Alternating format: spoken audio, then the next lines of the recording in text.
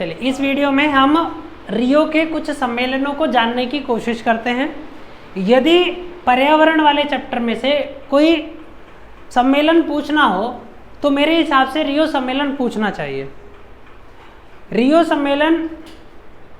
रियो सम्मेलन आपके supporting material में 4 रियो सम्मेलनों का जिक्र किया गया है, जिसको मैंने यहाँ एक शॉर्ट वीडियो में कवर करने की छोटे से वीडियो में कवर करने की कोशिश की है, ताकि आपका एक बार में ही सारा का सारा रियो सम्मेलन क्लियर हो जाए, समझ में आ जाए आपको। चलिए, रियो सम्मेलन को पृथ्वी सम्मेलन के नाम से भी जाना जाता है।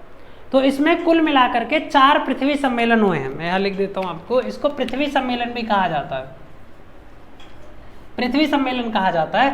और प्रथम पृथ्वी सम्मेलन, या आपसे कहे कि प्रथम रियो सम्मेलन कब हुआ तो आप बताएंगे 1992 में हुआ।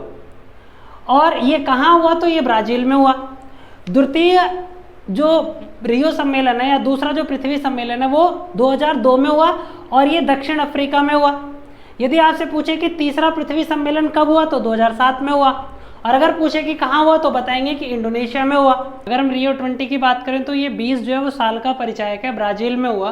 1992 के 20 साल बाद हुआ, अर्थात 2012 में हुआ। चलिए यहाँ जाइए वापस। यदि हम प्रथम पृथ्वी सम्मेलन की बात करें जो ब्राजील में हुआ था, जो 1992 में हुआ था, इसमें एजेंडा 21 आया था। रूल 21 भी इसको कहते हैं। पर्यावरण को बचाने के लिए 21 नियमों को इसमें तैयार किया गया था, इसीलिए इसको एजेंडा 21 कहा जाता है। डायरेक्ट प्रश्न पूछा जाता है एजेंडा 21 क्या है, या एजेंडा 21 किस सम्मेलन के बाद आया। कंफ्यूज नहीं होना आपको, एजेंडा 21 ध्यान रखना है कि प्रथम पृथ्वी सम्मेलन 1992, जिसको रियो सम्मेलन के नाम से भी जाना जाता है, उसमें आया था। दूसरी अवधारणा टिकाऊ विकास की अवधारणा आई थी कि ऐसा विकास किया जाए जिससे संसाधनों को आने वाली पीढ़ी के लिए भी बचाया जा सके, उसको टिकाऊ विकास कहते हैं। इस वाली अवधारणा का पहली बार जो कंसेप्ट बना वो रियो सम्मेलन में ही बना, 1992 में।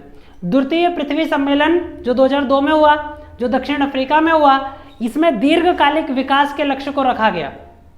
जॉर्ज बुश जो अमेरिका के राष्ट्रपति, इन्होंने इसका बहिष्कार कर दिया और 2010 तक 10% गैर परंपरागत ऊर्जा के स्रोतों से ऊर्जा को प्राप्त करने की बात इसमें कही गई दक्षिण अफ्रीका के अंदर, जो पृथ्वी सम्मेलन हुआ। तीसरे पृथ्वी सम्मेलन को COP3 सम्मेलन के नाम से भी जाना जाता है।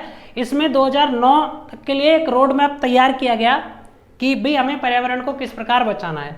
और रियो 20 में सतत विकास की बात की गई कि हम सतत तरीके से विकास करते रहें, बचा करके विकास करते रहें।